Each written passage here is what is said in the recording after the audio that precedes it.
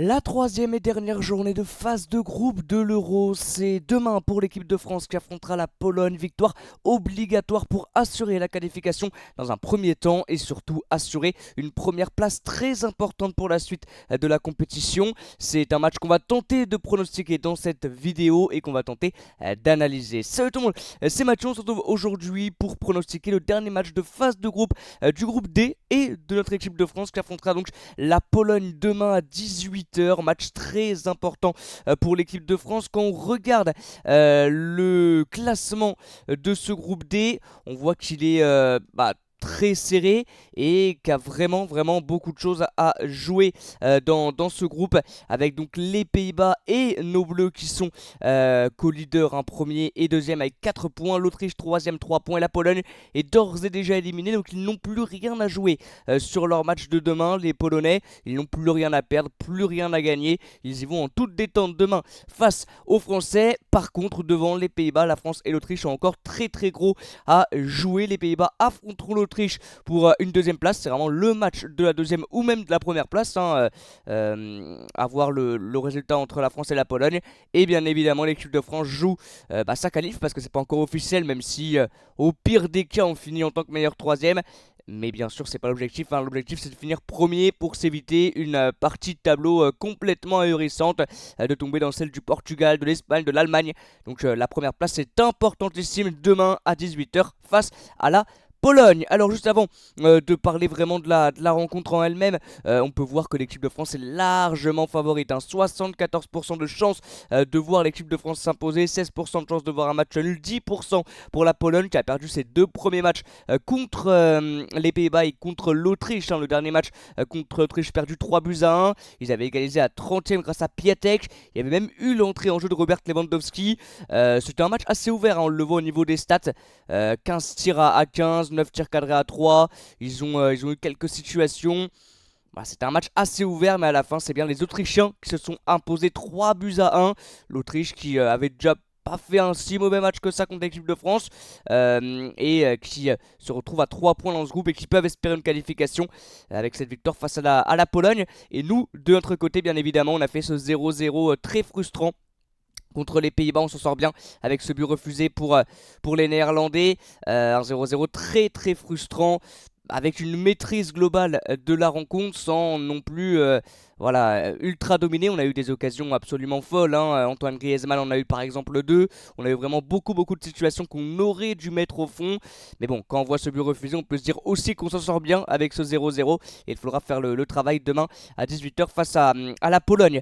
Alors au niveau des compos probables de demain, alors celle de la Pologne vient tout juste de se modifier. Alors à voir si Robert Lewandowski va jouer. Il était peut-être pas encore à 100% quand il est rentré en jeu contre l'Autriche, mais il est rentré tout simplement parce que Michal Probiers n'avait pas le choix de le faire rentrer.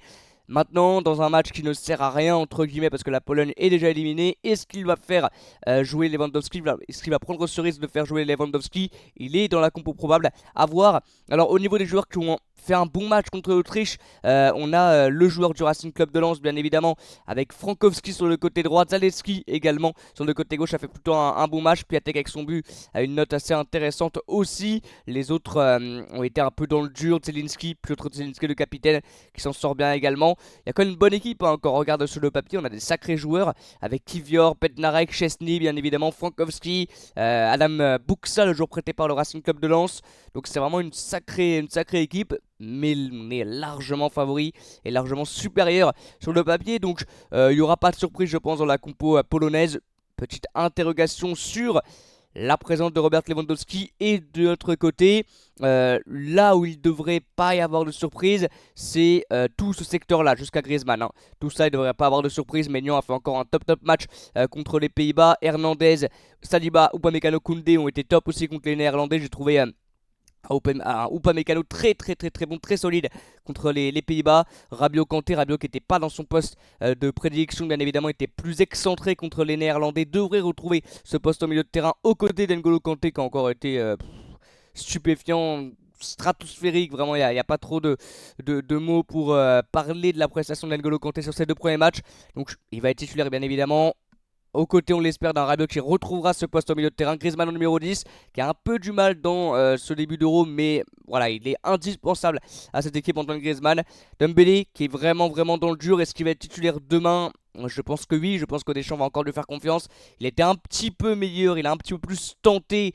Il a été un peu plus dans la percussion contre les Néerlandais, mais c'était pas encore vraiment du grand Ousmane Dembélé.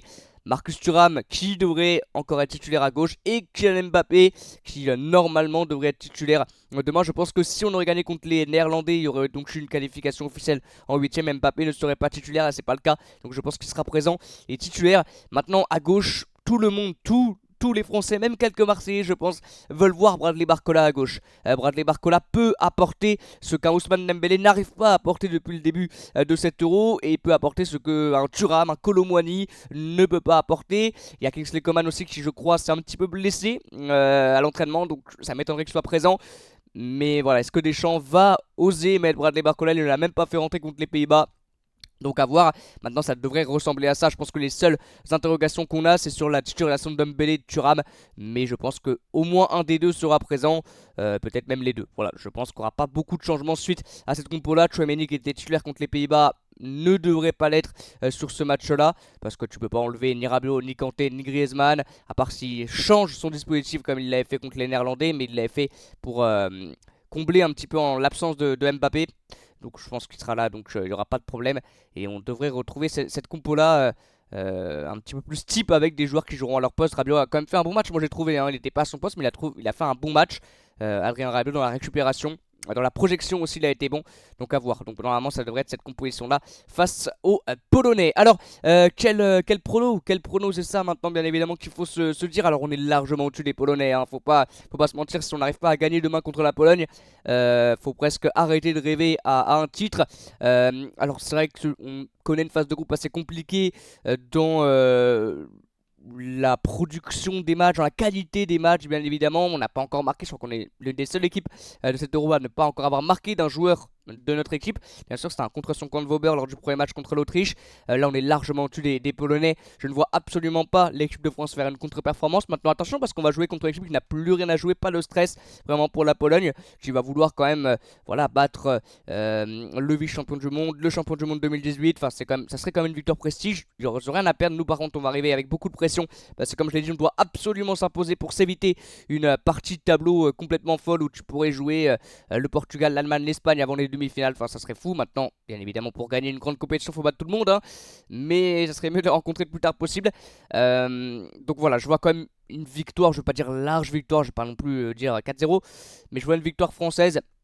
Attention à quelques joueurs polonais, attention à leur milieu de terrain aussi qui est assez technique, assez intéressant, assez complémentaire. Maintenant, je vois comme une victoire française, on va dire, les 2-0. Victoire 2-0 de l'équipe de France, avec des buts de Antoine Griezmann, parce que un peu dur sur ce début d'Euro, les deux énormes occasions ratées pour lui, surtout une sur la passe de Rabiot.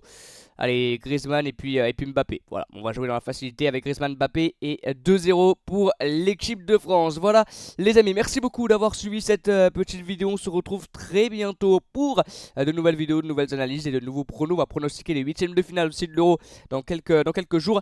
Pour les lives, ça va reprendre, je pense. Alors peut-être qu'on aura un live preview Wimbledon, fin d'Euro, Tour de France peut-être, comme on l'avait fait l'année dernière, on verra.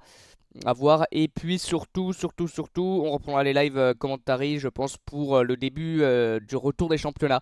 Donc fin juillet, début août. Voilà. Merci beaucoup d'avoir suivi cette vidéo avec moi. On se retrouve très bientôt pour de nouvelles vidéos. A bientôt les amis, et comme d'habitude, ciao.